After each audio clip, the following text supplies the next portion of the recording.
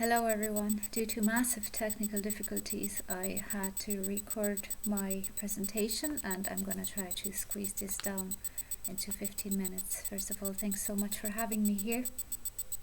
It's been a pleasure listening to the other presentations that have been presented yesterday over the course of the day as well. So it's important to me to point out as well that I will present my thoughts and observations prior of engaging in further literature about ecstatic dance and 5 rhythms to keep them raw and from a complete outsider's perspective.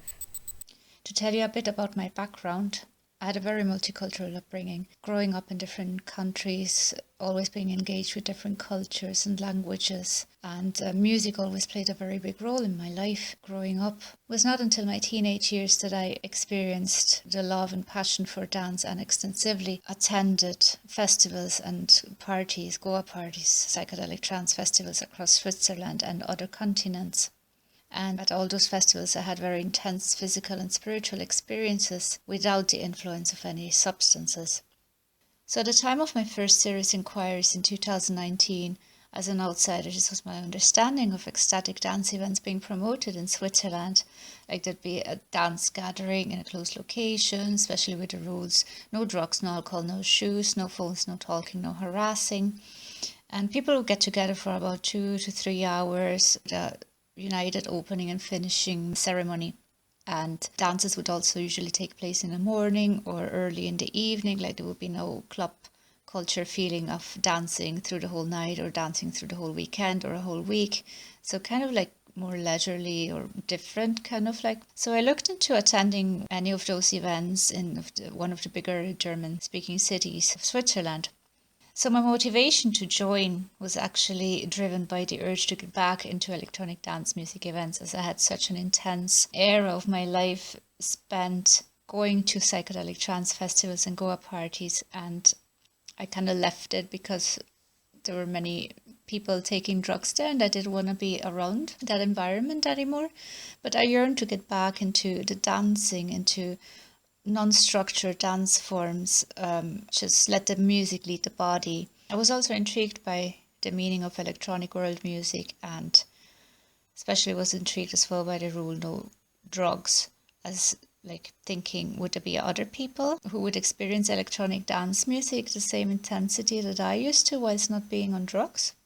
So in a way, I was kind of like an insider because I've experienced quite some electronic dance music events, but I was still an outsider because of that event format. It was unfamiliar to me. At this point, there was no research intention whatsoever intended at all. So what then happened, of course, the lockdown happened and I found myself going into a virtual ecstatic dance gathering instead, and my first encounter happened in my living room. And this particular ecstatic dance community was a new creation that happened due to the global pandemic and would have otherwise not existed in that particular form. I got acquainted with about 150 plus minus people from all different age groups and genders spread across several continents and time zones, and they would meet on a weekly basis for 2.5 hours, including opening and closing sequences. And myself as a dance researcher, I couldn't help it. Like I just started analyzing and kind of taking mental notes immediately without even intending it, but it just happened. And so the described data that I've collected was between spring and fall 2020. Concerns and bias I had prior to attending those events was, would I not feel awkward dancing in front of a screen? Would that be something strange? And what about camera? You know, the camera is filming everything. What about safety, stalkers?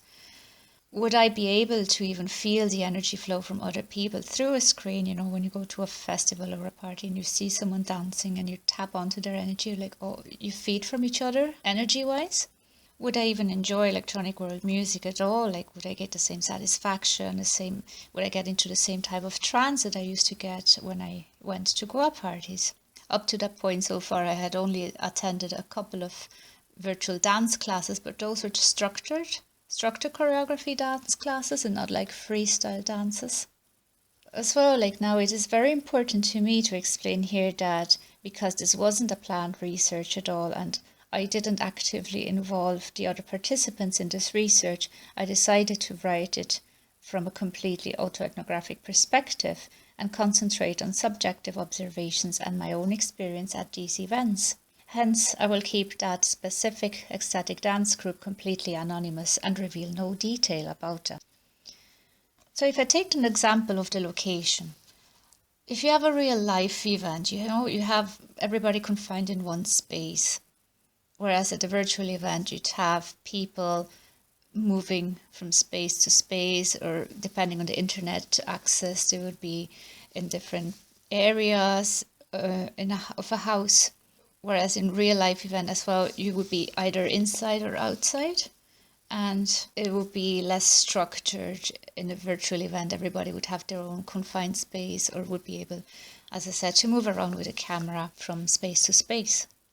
If we analyze the location question here a bit more, you would get individual experiences of the ecstatic dance within the group that may alter depending on location. Like everybody is in a different time zone, time of the day, material of the floor is different, carpet, grass, concrete, wood.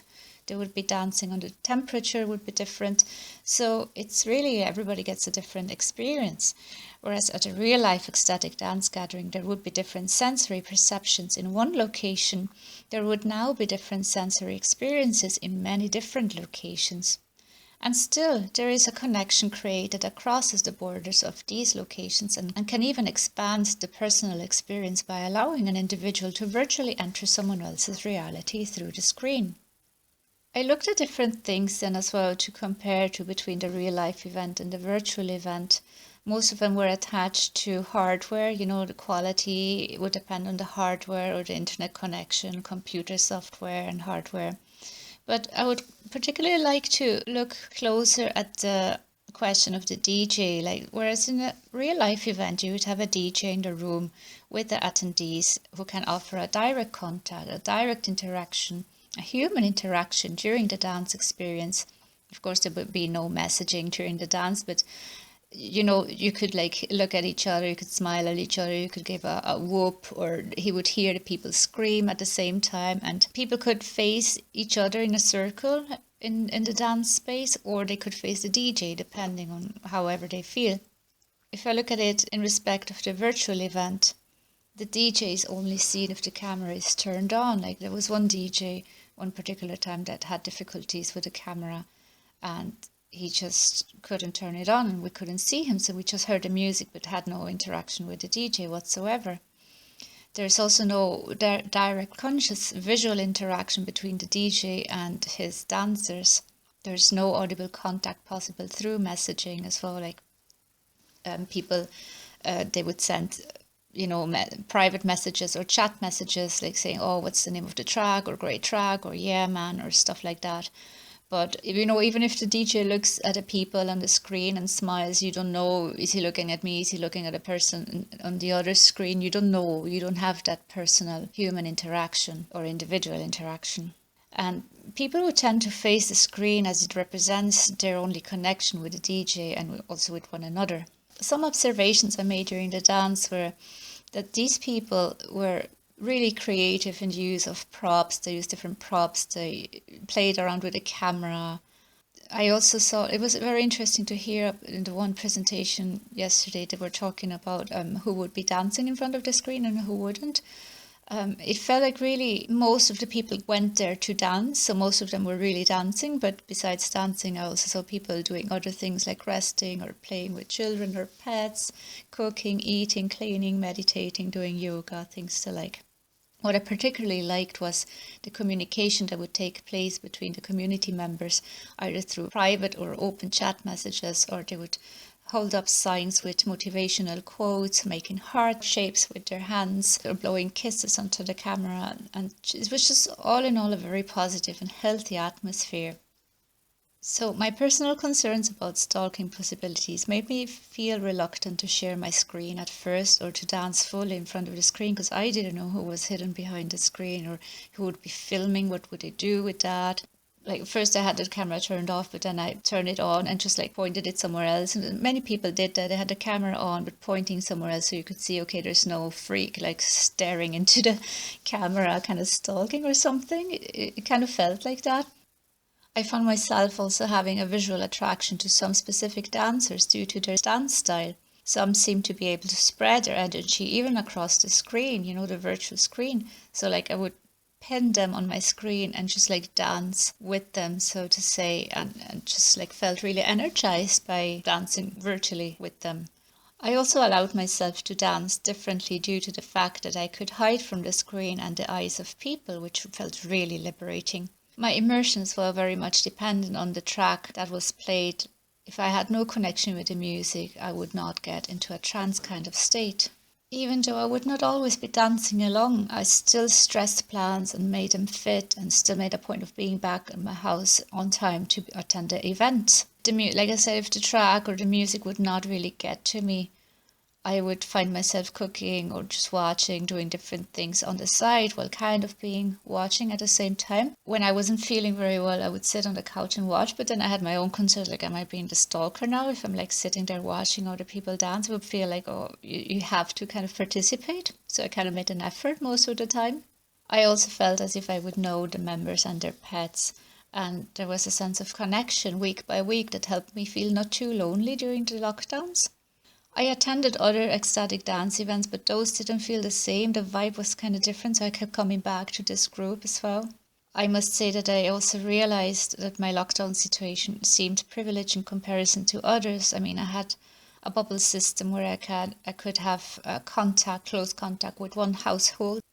So I was attached at least to that human interaction, or when I would go out on walks, I had a recreational area that I had access to and could go on walks and meet people, social distance outside, and talk to them. I wouldn't be like that lonely as other people would describe it. And the curfew rules were not that mad as in other countries, or what you heard from other countries. And as well, I had an internet connection that offered me access. Most of the time was reliable, but not always. But still, I had access to these things.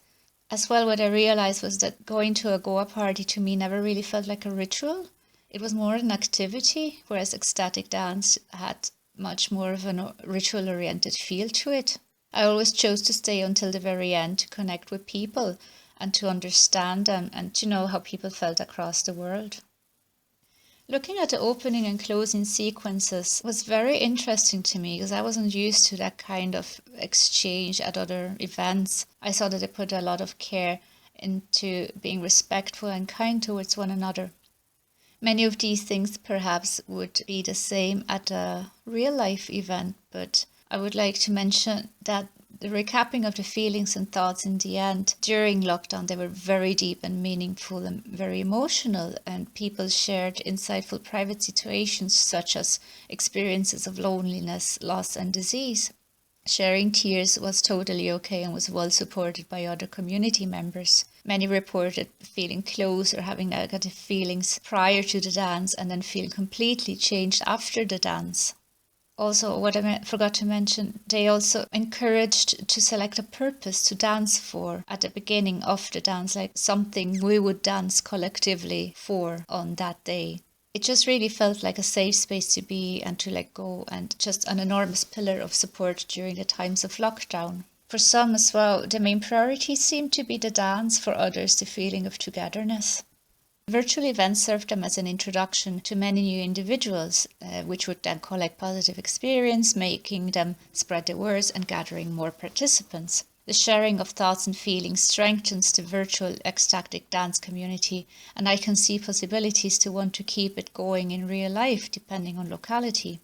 Enthusiasm of attendees might lead them as well to want to create an ecstatic dance community within their own locality, or even pursue an ecstatic dance DJ training. It could also be seen as a chance to offer a hybrid version to keep access for some individuals encountering borders, creating an additional opportunity to connect and an additional source of income. As a conclusion, virtual ecstatic dance events have the power to be a great momentary substitution for human connections for many individuals throughout a global lockdown situation.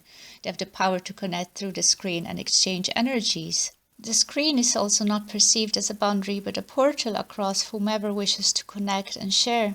The screen and the virtual events behind it had a very positive influence on many individuals and offered them strength, support, understanding, love, but especially a sense of community. It has the power to offer a tool to release stress, tension and anxiety through dance and guided opening and closing sequences, strengthen the mental health situation and build up resilience. It also allows attendees to go on a journey of healing through carefully selected musical sequences, as in like the DJ as a doctor. And it can create a safe space for individuals to express themselves in movement and explore their bodies through rhythm, movement and sound. My last personal thoughts would be that I argue that this global pandemic might have been a chance for ecstatic dance to expand and gain new participants. In a way, it served it as a marketing tool. But what I am certain of is that ecstatic dance kept a whole lot of people grounded and sane during the lockdowns, offering them support, healing and a deep sense of community through a virtual space. Ecstatic dance got a chance to demonstrate the positive impact it can have on other people and promote its reputation being a healthy tool of experimentation and coping mechanism without the use of additional substances. Thank you very much for your attention.